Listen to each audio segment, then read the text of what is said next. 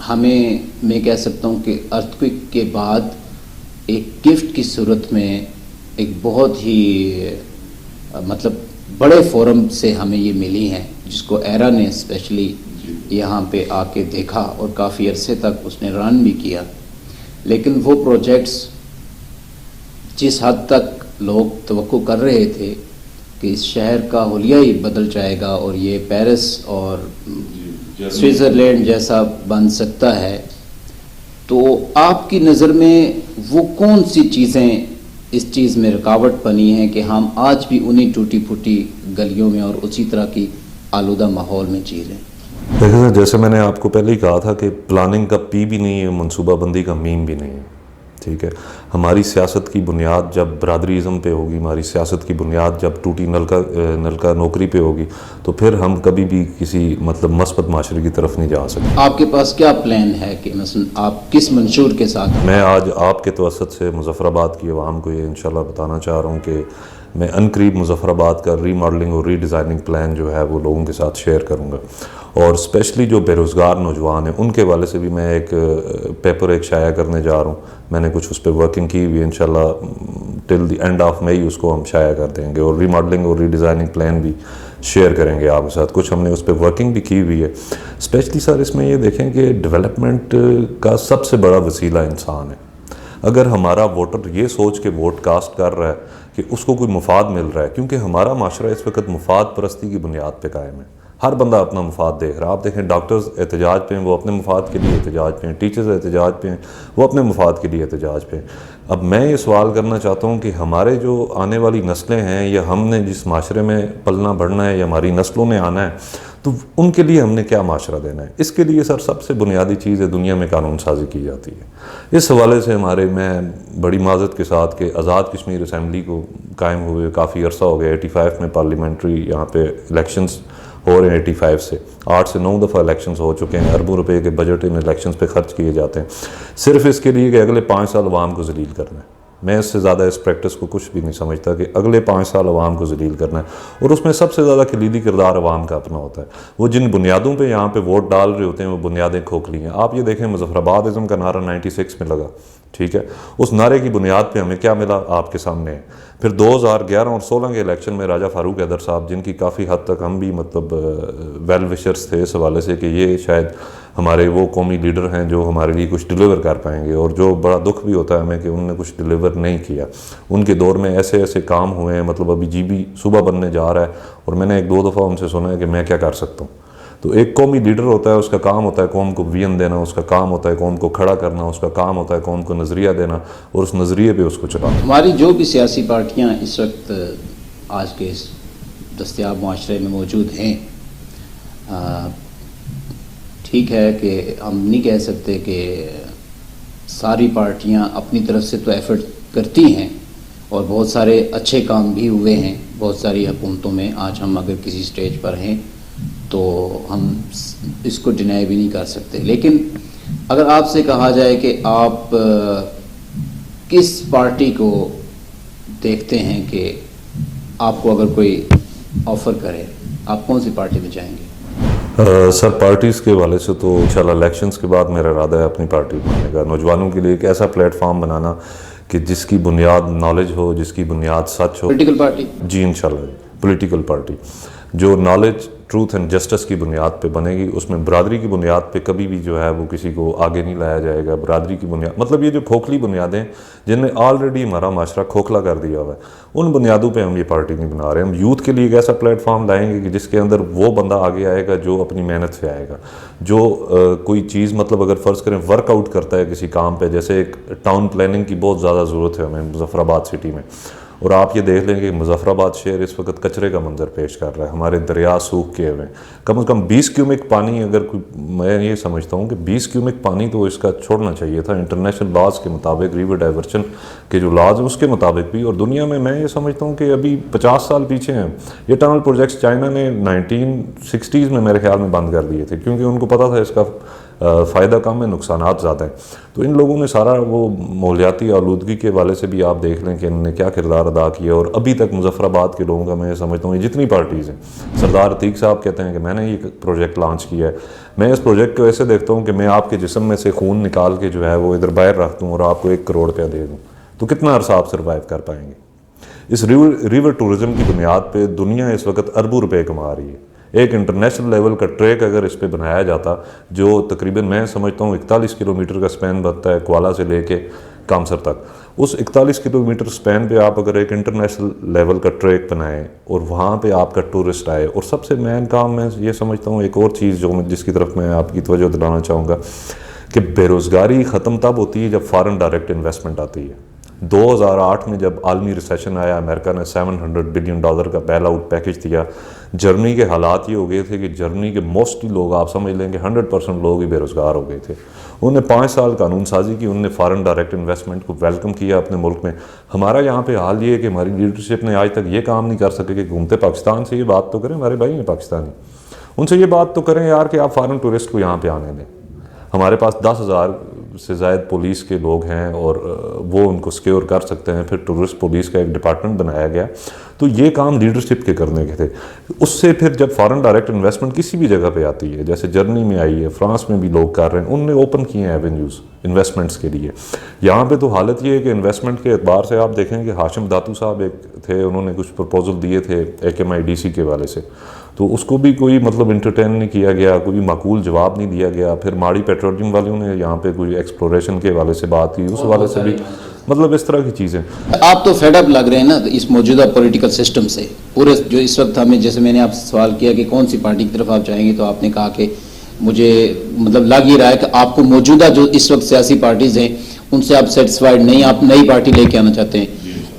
اور عرف عام میں اگر آپ کہیں مطلب عام طور پر پبلک مطلب جو ایک اس حوالے سے ایک امپریشن رکھتی ہے, سیاست کو جیسے گالی سمجھا جاتا ہے, ٹھیک ہے, تو آپ کہتے ہیں کہ آپ عوام کی خدمت کرنا چاہتے ہیں, آپ نوجوانوں کو آگے لانا چاہتے ہیں, چونکہ ہماری 60% آئی تھنک جو ہماری پاپولیشن ہے وہ آلموسٹ ینگسٹرز پہ ہی ہے.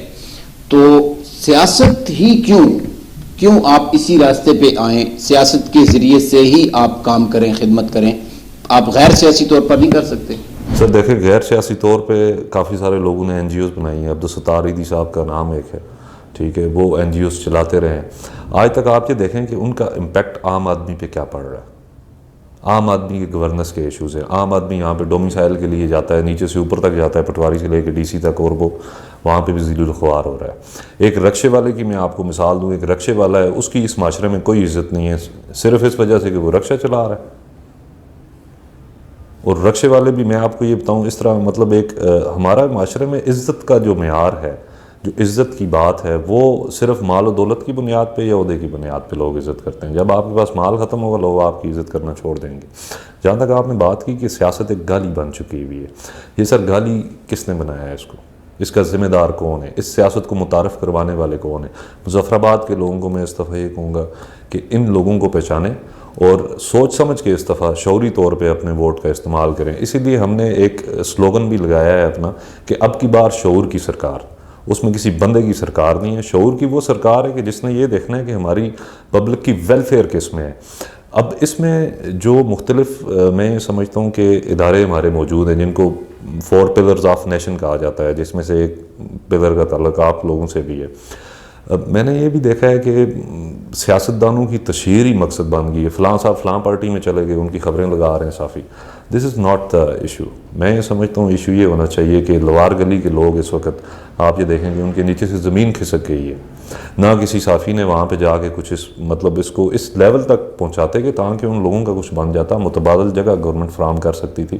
یعنی ہر طبقے نے اپنا کردار ادا کرنا ہے. پھر ایون کہ میں آپ کو بتاؤں کہ جوڈیشری کے حوالے سے میں یہ دیکھ رہا ہوں کہ 3-3 4-4 سال لگ جاتے ہیں ایک کیس کو جو ہے وہ مکمل ہونے میں. اس میں کون لوگ رکاوٹ ہیں اس انصاف کے سستے اور فوری انصاف کو دینے میں. اسپیشلی جو ACs اور DCs کے کام ہے, میں یہ سمجھتا ہوں کہ ان کو یہ چاہیے تھا کہ وہ روزمرہ بنیادوں پہ عوام کو فوری اور سستا انصاف فراہم کریں.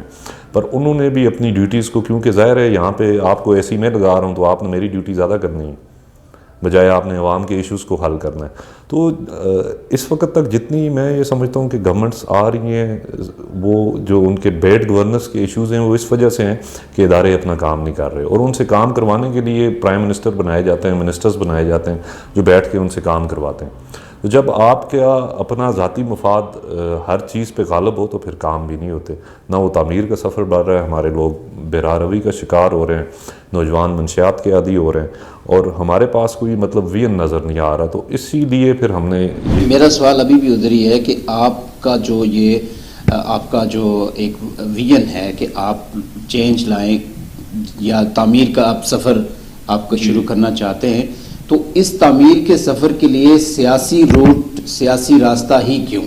سر دیکھیں, آپ کے پاس اتھارٹیٹیو چیزیں جب تک وہ بٹن نہیں ہوگا, ان شارٹ اور کلیئر بات میں آپ سے کروں, تب تک آپ چیزوں کو مولڈ نہیں کر سکتے.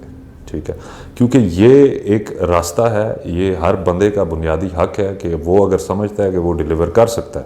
میں نے بہت سارے شہر کے لوگوں کو کہا, میں نے کہا آپ شہر سے الیکشن لڑیں, آپ کے پیچھے ہم کھڑے ہوں گے, پر انہوں نے معذرت کی, انہوں نے کہا کہ ہم اس عمر میں ہم ذلیل نہیں ہونا چاہتے, یہاں کی عوام کی چیزیں اور ہیں, آپ الیکشن میں آ رہے ہیں, آپ کو شاید اندازہ ہو جائے. آزاد کشمیر کی سیاست میں آپ کسی شخصیت سے متاثر ہیں؟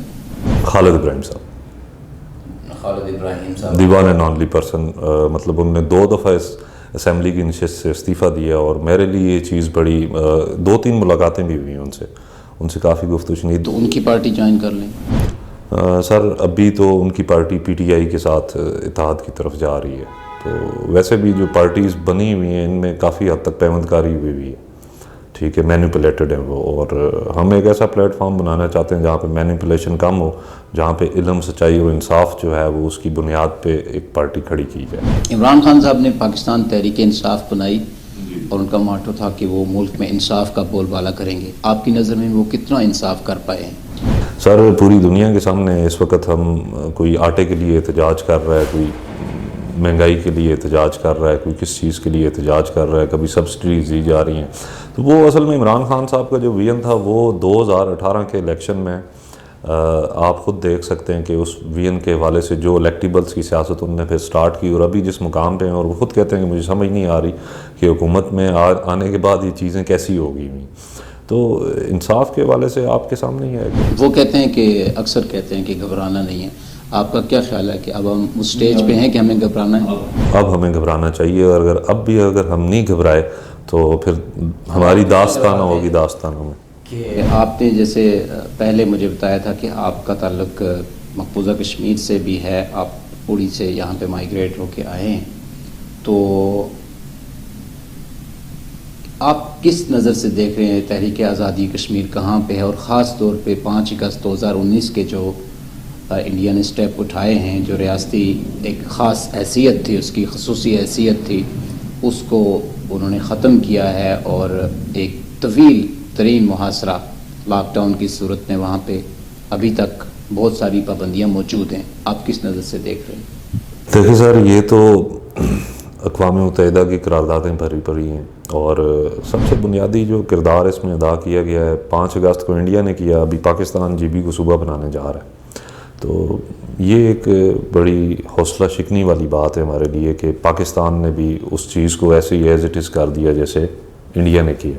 ابھی کیا نہیں, مطلب کرنے جا رہے ہیں, اس پہ باتیں ہو رہی ہیں. 2006-07 میں مشرف صاحب نے بھی ٹرائی کی تھی اس حوالے سے کہ وہ 4 نکاتی ایک فارمولہ انہوں نے پیش کیا تھا, جو بیسیکلی میں سمجھتا ہوں چناب فارمولہ ہے. ٹھیک ہے, کہ اسی کی بنیاد پہ جو ہے وہ کشمیر کی تقسیم کی جائے. ایز اے کشمیری میں یہ چاہتا ہوں کہ ہمیں اقوام متحدہ کی قراردادوں کے مطابق پلیبیسائٹ کا حق دیا جائے, رائے شماری کا حق دیا جائے. پاکستان کی ریاست پاکستان سے ہماری کمٹمنٹ ہے, پاکستان کی عوام سے ہماری کمٹمنٹ ہے, حکومت پاکستان سے ہماری کوئی کمٹمنٹ نہیں ہے میں سمجھتا ہوں, کیونکہ حکومت کے اپنے مفاد ہوتے ہیں, اپنی چیزیں ہوتی ہیں, اور وہ اس کو اپنے اینگل سے دیکھ رہے ہوتے ہیں, انہوں نے کون سی چیز کب کرنی ہے اور کیسے کرنی ہے. تو یہ تو اگر انڈیا نے کیا ہے تو پاکستان بھی کر رہا ہے, اس پہ پاکستان کو بھی اپنا سٹانس کلیئر کرنا چاہیے. اور سب سے زیادہ پاکستان اور انڈیا سے زیادہ قصوروار ہماری لیڈرشپ ہے کہ جنہوں نے اس سٹانس کے بعد کوئی خاطر خواہ جو ہے وہ کال نہیں دی عوام کو, یا عوام کو شعور دینے کی کوشش نہیں کی کہ یار یہ ہمارے ساتھ زیادتی ہو رہی ہے. یا پرائم منسٹر صاحب نے کوئی اس طرح کے میں سمجھتا ہوں کہ اسمبلی پہ روتے رہے, سر رونا دھونا تو وہ بندہ کرے جیسے میں ہوں. میں اب رونا دھونا کر رہا ہوں نا, تو میں اگر بیٹھا ہوں میں رونا دھونا کر رہا ہوں. اسمبلی کے اندر پہنچ کے بھی آپ رو رہے ہیں, آپ پھر کس چیز کے وزیر اعظم ہیں؟ لوگوں نے آپ کو اس لیے ووٹ دیا تھا, آپ روتے رہیں. تو کہنے کا مقصد یہ ہے کہ آپ نے کیا پالیسی وضع کی تھی تحریک آزادی کشمیر کے حوالے سے کہ آپ نے کیا کرنا ہے. ٹھیک ہے, کچھ لوگ الحاق کا نعرہ لگا رہے ہیں, کچھ خود مختاری کا نعرہ لگا رہے ہیں. ہم کہتے ہیں کہ صرف رائے شماری. کشمیر کے مطلب فرض کریں جنگل ہوں, دریا ہوں, یا کشمیر کی شناخت کا مسئلہ ہو, یا کشمیریوں کی ذات کا مسئلہ ہو, اس کے لیے سب سے بنیادی چیز میں یہ سمجھتا ہوں کہ وہ کشمیری عوام ہی فیصلہ کرے گی کہ انہوں نے کہاں جانا ہے. ٹھیک ہے. اچھا, آپ حلقہ 3 سے امیدوار ہیں اسمبلی کے, تو آپ کا کیا منشور ہے, کس منشور کے ساتھ آپ لوگوں کی خدمت کرنا چاہتے ہیں؟ دیکھیں سر, میں نے جیسے آپ کو عرض کیا ہے کہ اسی ایک ہم نے سلوگن ایک بنایا ہے کہ اب کی بار شعور کی سرکار. علم, سچائی اور انصاف پہ مبنی ایک ایسا معاشرہ قائم کیا جائے جس کے اندر بیٹیوں کی عزتیں محفوظ ہوں, جس کے اندر آپ کا مستقبل محفوظ ہو, نوجوانوں کی جو ہے وہ تعلیم محفوظ ہو, اور ایسا ہم ایک معاشرہ پروان چڑھانے میں کامیاب ہو جائیں جو دنیا کے لیے مثال بن سکے. تو اس کے لیے انشاءاللہ ہم ورکنگ کر رہے ہیں. یہاں پہ ہر ویکنڈ پہ ہم ایک نالج بیس سیشنز بھی رکھتے ہیں, جس میں آپ کو بھی دعوت دوں گا, آپ بھی اس میں آئیں, اور کافی سارے لوگ پھر آ کے اس میں لوگوں کو ایجوکیٹ بھی کرتے ہیں. بیسیکلی ہم اویئرنیس کا ایک پلیٹ فارم سے آپ کوئی میسج دینا چاہیں؟ بس سر یہی بات ہے کہ میں یہ چاہتا ہوں کہ مظفر آباد کی عوام کو اس دفعہ شعوری طور پہ, میں سمجھتا ہوں کہ یہ موقع ہے ان کے پاس. کافی سارے نوجوان لوگ الیکشن میں کھڑے ہو رہے ہیں, تو آپ اس دفعہ شعوری طور پہ جو ہے وہ عوام سے یہ گزارش ہے میری کہ شعوری طور پہ اپنے ووٹ کا استعمال کریں, اپنی اس طاقت کو پہچانیں. ہر عام آدمی کی طاقت اس کا ووٹ ہے. میں یہ سمجھتا ہوں کہ پرائم منسٹر صاحب کا بھی ایک ووٹ ہے اور عام آدمی کا بھی ایک ووٹ ہے. ایسے ہی ان کے حقوق بھی سیم ہیں اور عام آدمی کے حقوق بھی سیم ہیں. تو اپنی طاقت کو پہچانیں, اپنے جو ہے وہ اس ورت کو آگے لے کے آئیں, اور اپنا پلڑا اس جگہ پہ ڈالیں جہاں آپ سمجھتے ہیں کہ آپ کو کوئی مستقبل نظر آ رہا ہے. ٹھیک ہے, اس ٹوٹی نلکا نوکری اور برادری ازم کی بنیاد پہ, علاقائی ازم کی بنیاد پہ, اور اسپیشلی میں یہ لوگوں سے کہوں گا کہ مظفر آباد ازم کی بنیاد پہ ہم نے ایک دفعہ وزارت عظمیٰ لی, ایک دفعہ خواجہ فاروق صاحب کو کامیاب کروایا. اس کے بعد جو رزلٹس آج تک ہیں, ہمارے پانی ختم ہو گئے, ہمارے جنگل بک گئے. ٹھیک ہے, تو اس دفعہ میری عوام سے گزارش ہے کہ آپ جو ہے وہ شعوری طور پہ اپنے ووٹ کا استعمال کریں.